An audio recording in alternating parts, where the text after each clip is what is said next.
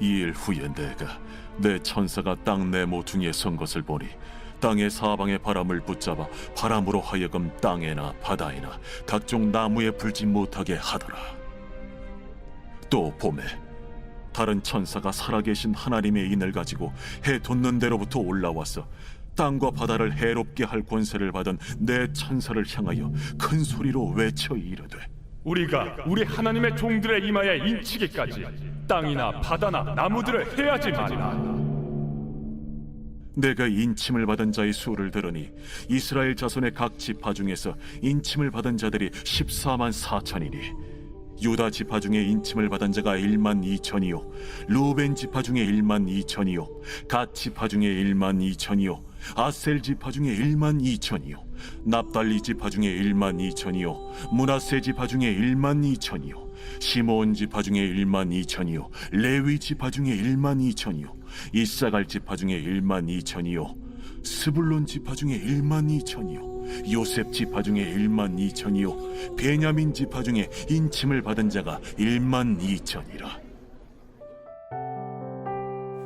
오늘 말씀은 앞서서 어린 양이 7개의 인 가운데 6개의 인을 뗀 후의 말씀입니다. 다시 말해서 오늘 말씀은 7번째 인을 떼기 전에 하나님께서 하신 말씀이라는 사실입니다. 그렇다면 이 말씀은 우리에게 어떠한 의미를 주는 것일까요? 앞서서 6장은 다음과 같은 질문으로 말씀을 마쳤습니다. 진노의 큰 날이 이르렀으니 누가 능히 서리요? 이 질문 후에 7장은 이단들이 많이 사용하는 숫자 14만 4천의 이야기가 등장합니다. 그렇다면 이 숫자는 어떠한 의미를 담고 있는 것일까요?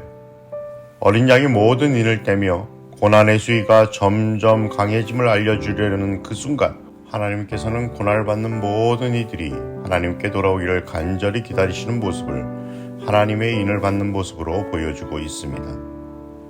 하나님의 인을 받는 사람들의 숫자를 상징적으로 14만 4천이라고 말씀하고 있는 것입니다. 그러므로 앞선 숫자는 숫자적인 의미보다는 구원받은 하나님의 백성 전체를 상징한다고 말씀드릴 수 있습니다. 이를 통해 깨닫게 되는 것은 하나님께서는 하나님의 백성들이 구원받기까지 끝까지 기다리고 계시다는 사실입니다. 이 사실은 고난 가운데 하나님의 크신 은혜와 사랑이 있음을 알려주고 있는 것입니다. 물론 요한계시록은 종말론적인 고난의 이야기를 많이 담고 있습니다. 이러한 이유로 요한계시록을 묵상하다 보면 두려움을 갖게 되기도 합니다. 하지만 요한계시록은 고난보다는 하나님의 은혜에 더 집중합니다. 사람들은 자신에게 힘들고 괴로운 고난의 시간이 다가오면 하나님의 은혜를 잊어버립니다. 더 정확하게 표현하면 고난에 더 집중함으로써 자신을 향한 하나님의 은혜를 생각하지 못한다는 사실입니다. 하지만 하나님의 은혜는 우리가 받는 고난보다 더 큽니다. 그럼에도 많은 사람들이 자신이 누리고 있는 하나님의 은혜를 생각하려 하기보다 자신이 지금 당장 처해 있는 고난에 집중한다는 사실입니다. 우리는 오늘 무엇에 더 집중하며 살아가고 계십니까?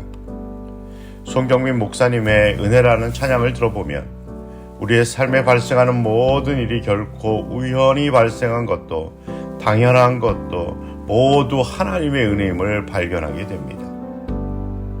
하지만 사람들은 이 모든 것을 우연이라고 당연하다고 생각하며 살아갑니다.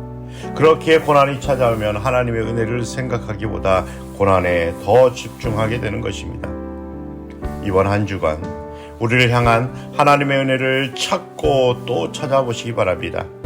매일매일 우리가 받은 하나님의 은혜를 최소한 10가지를 적어보세요.